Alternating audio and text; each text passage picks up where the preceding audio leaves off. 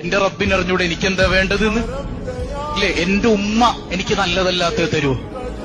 നമ്മൾ പറഞ്ഞില്ല, അതായത് തൊണ്ടയില് ടോൺസിൽസ് ബാധിച്ചൊരു കുഞ്ഞിങ്ങനെ ഐസ്ക്രീം കണ്ടപ്പോ കരയാണ്, ഉമ്മി എനിക്ക് ഐസ്ക്രീം വേണം, ഐസ്ക്രീം വേണം.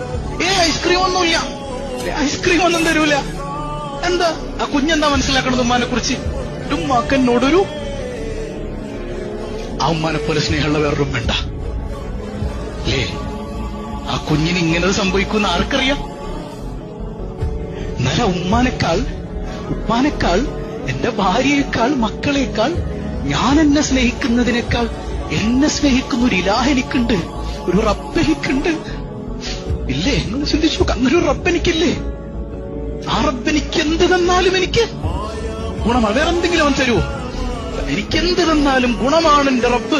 സയ്യിദുനാ റസൂലുള്ളാഹ് മനസ്സിലാക്കാൻ അല്ലാഹു തൗഫീഖ് നൽകട്ടെ.